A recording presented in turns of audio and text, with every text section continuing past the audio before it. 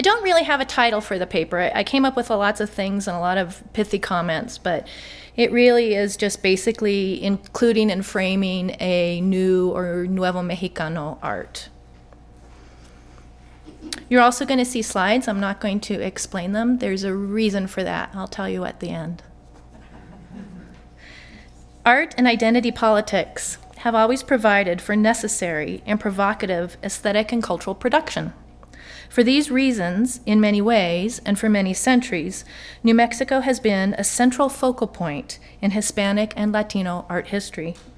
Arts and influence created and wielded by Hispanic and Latino artists have shaped the aesthetic identity of this state, its architecture, its food, its literature, and its visual production.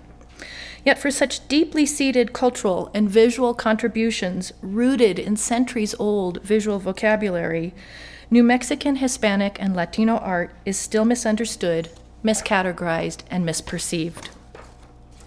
Dismissed as folk artists and artisans by many, Nuevo Mexicana artists creating and selling their work to collectors, dealers, and museums today must negotiate a set of categories and stereotypes put into place in the 1920s by the Spanish Colonial Art Society and other groups spearheaded by Anglo writers and artists who came to New Mexico and created a significant modernist movement.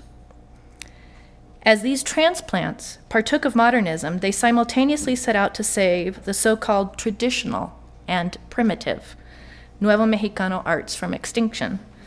These Anglo-modernists from the East Coast succeeded in doing that, but in doing so, they set into play a visually restrictive set of categories that dictated to the artists what was traditional and authentic, categories that unfortunately continue to be applied, monitored, and perpetuated today.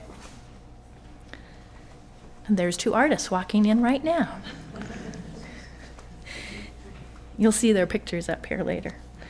Almost a century later, after this modernist expansion into the land of enchantment, Nuevo Mexicana artists, many of whom participate in the annual and traditional Spanish market, are pushing, stretching, and reforming, recontextualizing, resisting, and rewriting the aesthetic rules and regulations imposed in the early 20th century.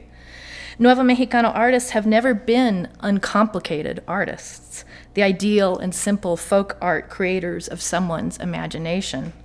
Since the colonial period, they have reflected a global vision in their artworks.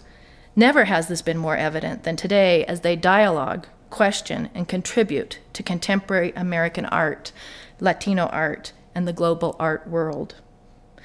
The uninitiated individual, collector, scholar, and consumer of New Mexican and Latino art might very well attend summer Spanish market and not understand the complex issues being played out on the Santa Fe Plaza. They might not understand the issues of representation and patronage, or rather, the lack thereof, in galleries, exhibition spaces, museums, publications, and catalogs, and scholarly research on local and national levels. Simply put, they are not looking closely, blinded by medium, narrative, and ethnicity. Why are Nuevo Mexicano artists still having to negotiate these early 20th century guidelines? Why are they continuing to be left out of local and national conversations, exhibitions, and publications about Latino and Chicano and New Mexican history and art history? There are many reasons, perhaps too many reasons to thoroughly explore in a lecture presentation. But of course, you know, I have to squeeze in a few. Stereotypes and modernism. Stereotypes play a large role in the local and national perception of Hispanic art in New Mexico. The gaze of misperception of Nuevo Mexicano art as exotic and primitive was introduced by the mostly Protestant East Coast intelligentsia. Their innate need to categorize art, that which was different from their own, in the first half of the 20th century persists today. Their categorization was based on a variety of factors such as language differences, penitente fascination and perceived religious exoticism, romanticism of rural lifestyle, and the old ways of doing everyday things. Reasons why so many people still flock to Santa Fe and Taos today, purchase second homes, and decorate them with traditional and folk and vernacular collections. Simultaneously, with the interest in the Spanish-speaking peoples of New Mexico, the newly arrived modernists also were deeply fascinated with Pueblo and native peoples of the Southwest. They spent a great deal of time trying to neatly put all other artists into known and comfortable aesthetic categories, i.e. primitive, folk, American, rustic, religious. The end result was that the modernists did not overtly acknowledge the significance of these art forms as stand-alone integral components of the art world, but rather art forms that could be extrapolated from in order to inspire their own work in the modernist art movement. During the same period as the modernists wrestled with the Santos, Hispana and Hispano writers recorded the past and critiqued the present. So clearly was this an issue of resistance at the time that Arturo L. Campa, an important scholar and cultural critic from New Mexico, pointed out the issues I'm attempting to address here. He wrote, "There's another danger which even those who dedicate themselves to the popular arts rarely recognize.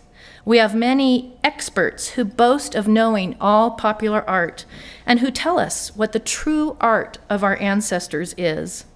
This is a form of materialized knowledge which, in the guise of sincere interest for our culture, becomes a dictatorship which does not permit growth within our popular art." Campa continued, "Unfortunately, many of our artisans find themselves enslaved by the dictates of newcomers who believe they have discovered the secret of our culture.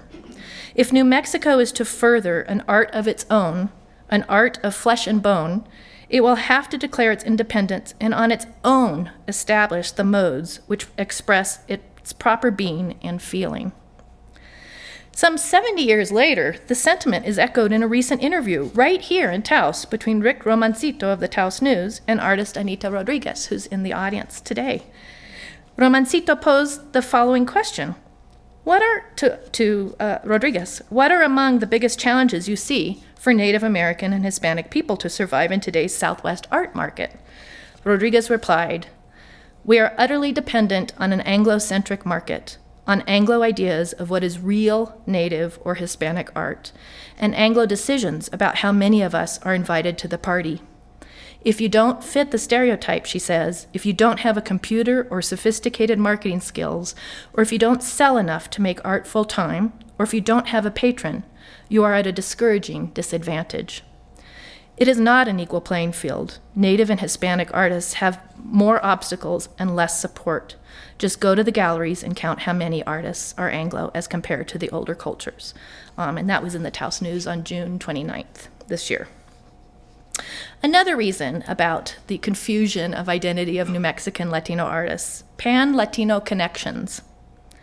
One of the complexities in contextualizing Nuevo Mexicano art forms is the innate need by many to categorize them into something else, rather than what they might be on their own. As mentioned previously, this legacy of misperception stretches far back, perhaps 100 years or more.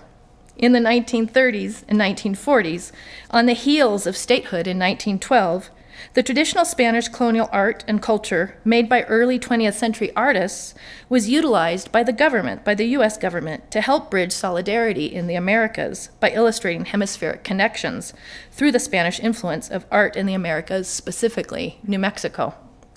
New Mexico was a focus of a great many good neighbor policies and initiatives, many based on similar initiatives in post-revolutionary Mexico. These initiatives highlighted the Hispanic past and direct connections of the Spanish Americans in New Mexico. The University of New Mexico was active in many of these studies.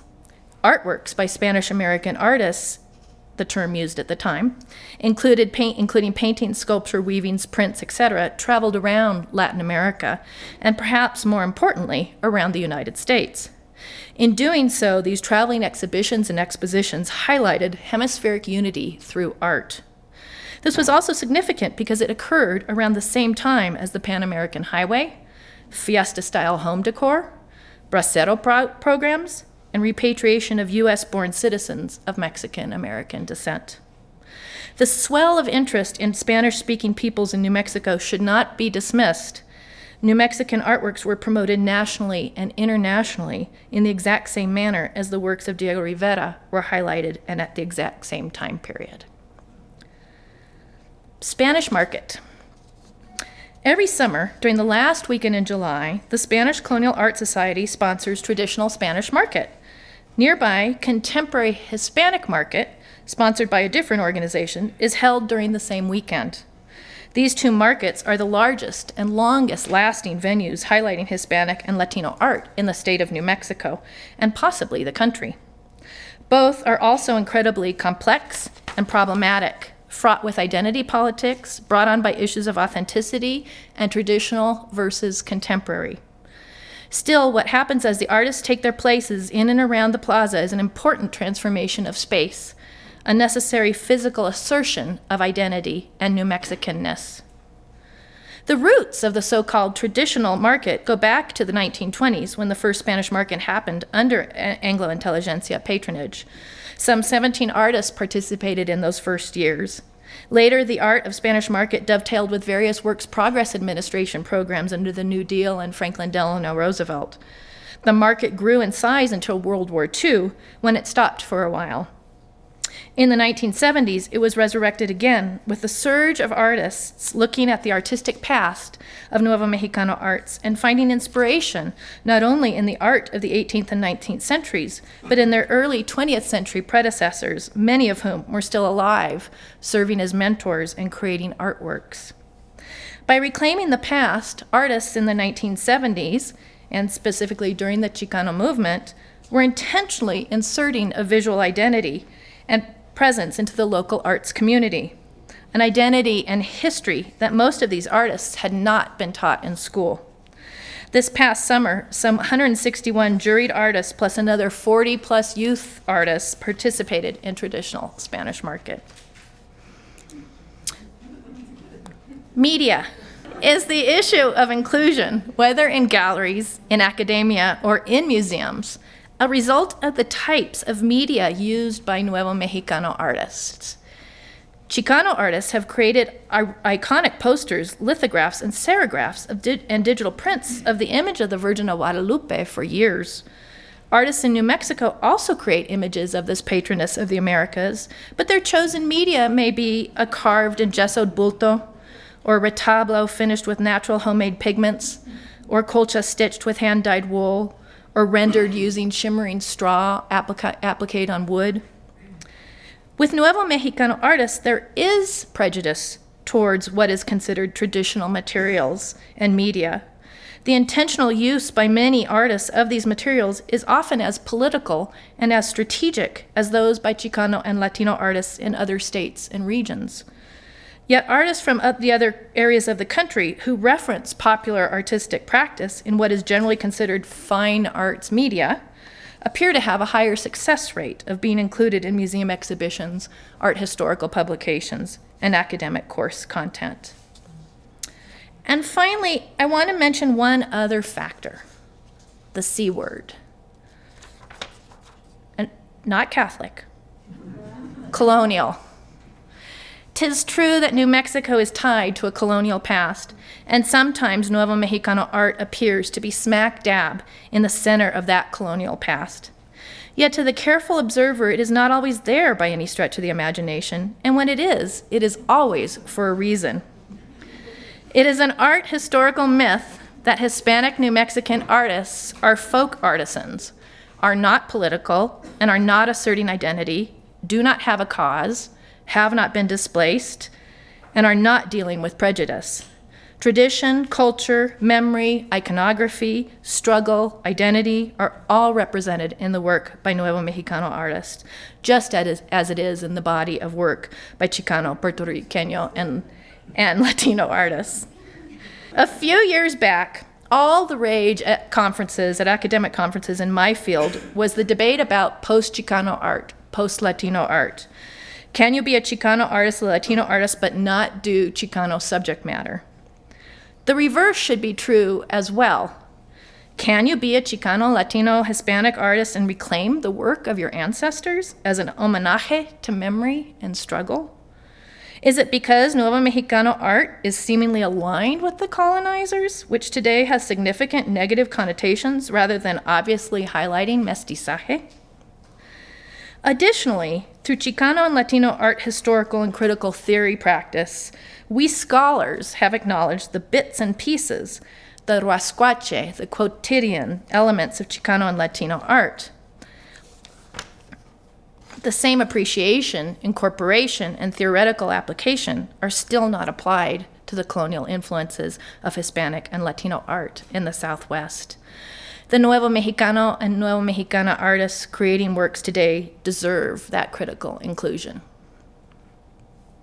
Once referred to as the little mountain people who came down to the plaza once a year to sell their wares, New Mexican, Hispanic, and Latino artists are leading a new charge, activating, creating, organizing, agitating, redefining for themselves what Latino art is now in New Mexico.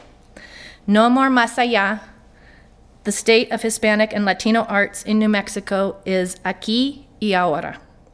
While it has always existed amidst a colonial moniker, a new New Mexican art is on the rise and with a powerful message of history, struggle, and most of all, memory. We as scholars and museum curators have been so busy inserting the Chicano and Latino experiences into art history, but ahora it's time to reframe, modify, and to add on. The embracing of political identities like Chicano and Latino has left other members of La Raza, including Nuevo Mexicanos, out of the art historical framework. As Arturo El Campa wrote, so there is a need to create a New Mexican popular art which is based on Spanish and Mexican heritage. There is a need to free this art from the criticism of strangers in order for it to be subjective and spontaneous. It behooves us to continue the development and creative artistic means to avoid becoming simple and blind imitators of colonial times. With a vigorous nod to the past, a new New Mexican art must be included from this point forward as an equal and not lesser chapter of our story. Nuestra historia, nuestra memoria, nuestra América, nuestra arte. Thank you.